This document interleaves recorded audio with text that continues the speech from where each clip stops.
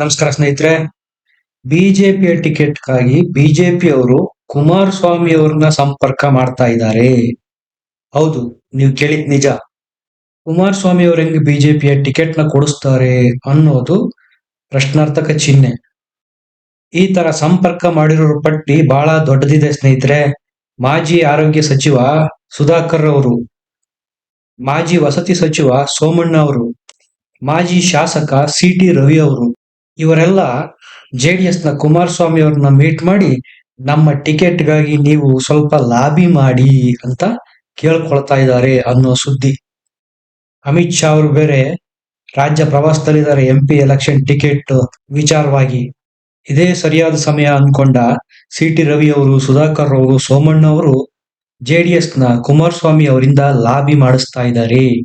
ಹೆಂಗಾದ್ರೂ ಮಾಡಿ ನಮಗೆ ಟಿಕೆಟ್ ಕೊಡಿಸಿ MP ದು, ನೀವು ನಮ್ಮನ್ನು ಶಿಫಾರಸು ಮಾಡಿ ಅಂತ ಕುಮಾರಸ್ವಾಮಿ ಹತ್ರ ಅಲವತ್ಕೊಂಡಿದ್ದಾರೆ ಈ ಮಾಜಿ ಶಾಸಕರು. ಮೈಸೂರು, ಚಾಮರಾಜನಗರ, ಮಂಡ್ಯ, ಹಾಸನ ಈ ಭಾಗದ ನಾಯಕರೊಂದಿಗೆ ಅಮಿತ್ ಶಾ ಅವರು ಮ್ಯಾರಥಾನ್ ಮೀಟಿಂಗ್ ನಡೆಸ್ತಾ ಇದ್ದಾರೆ MP ಟಿಕೆಟ್ ಸಂಬಂಧಿಸಿದಂತೆ. ಈ ರೀತಿ ಕುಮಾರಸ್ವಾಮಿ ಅವ್ರ ಕಡೆಯಿಂದ ಲಾಬಿ ಮಾಡ್ತಾ ಇರೋ ವಿಚಾರ ಅಮಿತ್ ಶಾಗೂ ಗೊತ್ತಾಗಿದೆ. ಖಡಕ್ ವಾರ್ನಿಂಗ್ ಸಹ ಕೊಟ್ಟಿದ್ದಾರೆ ಅಂತ ಹೇಳಲಾಗಿದೆ.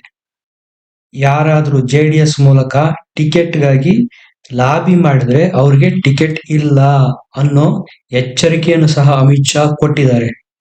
ಈ ಬಗ್ಗೆ ಪ್ರತಿಕ್ರಿಯೆ ನೀಡಿರುವ ವಿಜೇಂದ್ರ ಅವರು ಸಹ ಬಿಜೆಪಿಯ 28 ಕ್ಷೇತ್ರಗಳಿಗೆ ಬಿಜೆಪಿಯ ನಾಯಕರೇ ಟಿಕೆಟ್ ನಿರ್ಧರಿಸಲಿದ್ದಾರೆ.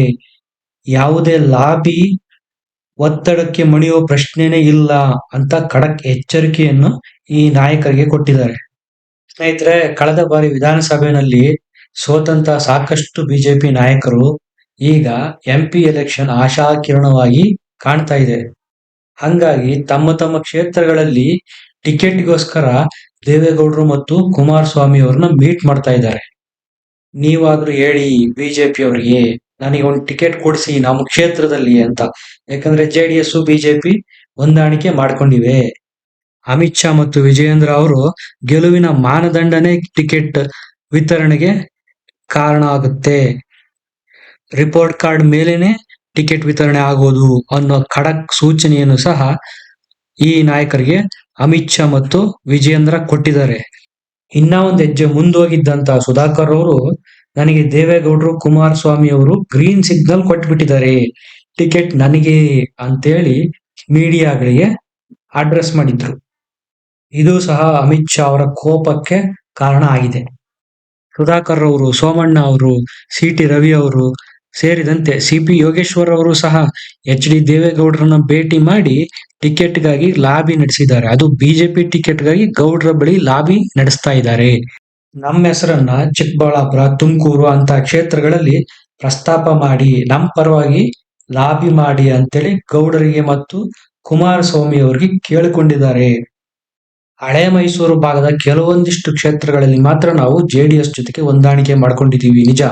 ಆದರೆ ಉಳಿದಿರೋ ಎಲ್ಲಾ ಕ್ಷೇತ್ರಗಳಲ್ಲೂ ನಮ್ಮ ಅಭ್ಯರ್ಥಿಗಳನ್ನು ಬಿಜೆಪಿಯ ವರಿಷ್ಠರೇ ನಿರ್ಧಾರ ಮಾಡಲಿದ್ದಾರೆ ಅಂತ ಅಮಿತ್ ಶಾ ಅವರು ವಾರ್ನಿಂಗ್ ಕೊಟ್ಟಿದ್ದಾರೆ.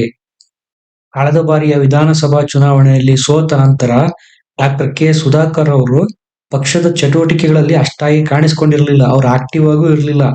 ಈಗ ಮತ್ತೊಮ್ಮೆ ಅವರ ರಾಜಕೀಯದ ಆಸೆ ಚಿಗುರೊಡೆದಿದೆ. ಯಾಕೆಂದ್ರೆ MP ಎಲೆಕ್ಷನ್ ಬಂದಿದೆ.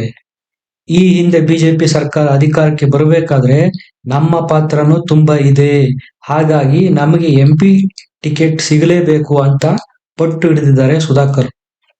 ಈ ಹಿಂದೆ ಆರೋಗ್ಯ ಸಚಿವರಾಗಿದ್ದ ಸುಧಾಕರ್ ಅವರು ತಮ್ಮ ಕ್ಷೇತ್ರದಲ್ಲಿ ಪ್ರದೀಪ್ ಈಶ್ವರ್ ವಿರುದ್ಧ ಕಳೆದ ವಿಧಾನಸಭಾ ಎಲೆಕ್ಷನ್ ಅಲ್ಲಿ ಸೋತಿದ್ರು. ಹಾಲಿ ಸಂಸದರಾಗಿ ಚಿಕ್ಕಬಳ್ಳಾಪುರ ಕ್ಷೇತ್ರದಲ್ಲಿ ಬಚ್ಚೇಗೌಡರಿದ್ದಾರೆ.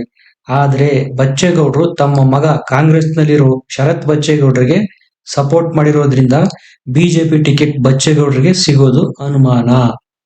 ಹಾಗಾಗಿ ಸುಧಾಕರ್ ಅವರು ಆ ಟಿಕೆಟ್ ಮೇಲೆ ಕಣ್ಣಾಕಿದ್ದಾರೆ. ಇತ್ತ ಕಡೆ ಸೋಮಣ್ಣ ಅವರು ಸಹ ಕಳೆದ ವಿಧಾನಸಭಾ ಎಲೆಕ್ಷನ್ ನಲ್ಲಿ ಎರಡೆರಡು ಕ್ಷೇತ್ರಗಳಿಂದ ಟಿಕೆಟ್ ತಗೊಂಡು ಸ್ಪರ್ಧಿಸಿದ್ರು. 2 ಕ್ಷೇತ್ರಗಳಲ್ಲಿ ಸೋತಿದ್ರು. ಈಗ ಅವರು ತಮ್ಮ ರಾಜಕೀಯದ ಪುನರುತ್ಥಾನಕ್ಕಾಗಿ MP ಎಲೆಕ್ಷನ್ ನ ಎದುರು ನೋಡ್ತಾ ಇದ್ದಾರೆ ಮತ್ತು ತುಮಕೂರಿಂದ ಟಿಕೆಟ್ಗೆ ಆಕಾಂಕ್ಷಿಯಾಗಿದ್ದಾರೆ ಸೋಮಣ್ಣ ಅವರು. ಸಿ.ಪಿ. ಯೋಗೇಶ್ವರ್ ಅವರು ಕೂಡ ಬೆಂಗಳೂರು ಗ್ರಾಮಾಂತರ ಕ್ಷೇತ್ರದಿಂದ ಟಿಕೆಟ್‌ಗೆ ಆಕಾಂಕ್ಷಿಯಾಗಿದ್ದಾರೆ. ಅವರು ಸಹ ಗೌಡ್ರನ್ನ ಭೇಟಿಯಾಗಿ ತಮ್ಮ ಪರ ಲಾಬಿ ಮಾಡಿ ಅಂತೇಳಿ ವಿನಂತಿ ಮಾಡ್ಕೊಂಡಿದ್ದಾರೆ. ಇನ್ನ ಸಿ.ಟಿ. ರವಿ ಅವರು ಸಹ ಕಳೆದ ವಿಧಾನಸಭಾ ಚುನಾವಣೆಯಲ್ಲಿ ಸೋಲುಂಡಿದ್ರು. ಈಗ ಅವರು ಸಹ ಎಂಪಿ ಟಿಕೆಟ್‌ಗೆ ಆಕಾಂಕ್ಷಿಯಾಗಿದ್ದಾರೆ. ನಾನು 3 ಸಾರಿ ಶಾಸಕನಾಗಿ ಕಾರ್ಯನಿರ್ವಹಿಸಿದ್ದೇನೆ. ಕಳೆದ ಸಾರಿ ಸೋಲಾಗಿದೆ. ನಾನು ಈ ಸರಿ ಎಂಪಿ ಕ್ಷೇತ್ರದ ಟಿಕೆಟ್ ಆಕಾಂಕ್ಷಿ ಅಂತ ಮಾಧ್ಯಮಗಳಿಗೆ ಪ್ರತಿಕ್ರಿಯೆ ನೀಡಿದ್ದಾರೆ ಮತ್ತು ಈ ಮೂಲಕ ಇಂಡೈರೆಕ್ಟ್ ಆಗಿ ನನಗೆ ಟಿಕೆಟ್ ಬೇಕು ಅನ್ನೋ ಬೇಡಿಕೆಯನ್ನ ಹೈಕಮಾಂಡ್ ಮುಂದೆ ಸಿ.ಟಿ. ರವಿ ಅವರು ಇಟ್ಟಿದ್ದಾರೆ. ಸಿ.ಟಿ. ರವಿ ಅವರು ಸದಾನಂದ ಗೌಡರ ಬೆಂಗಳೂರು ಕ್ಷೇತ್ರಕ್ಕೆ ಕಣ್ಣಾಕಿದ್ರು. ಆದರೆ ಬಿಜೆಪಿ ಮೂಲಗಳು ಏನ್ ಹೇಳ್ತಾವಪ್ಪ ಅಂದ್ರೆ, ಮಂಡ್ಯದಲ್ಲಿ ಏನಾದ್ರು ಸುಮಲತಾ ಅವರಿಗೆ ಟಿಕೆಟ್ ಇಲ್ಲ ಅನ್ನೋದಾದ್ರೆ ಅವ್ರಿಗೆ ಸದಾನಂದ ಗೌಡರ ಸ್ಥಾನದ ಟಿಕೆಟ್ ನ ಕೊಡಬೇಕು. ಅದಕ್ಕಾಗಿ ಅದನ್ನು ರಿಸರ್ವ್ ಆಗಿ ಇಟ್ಟಿದ್ದಾರೆ.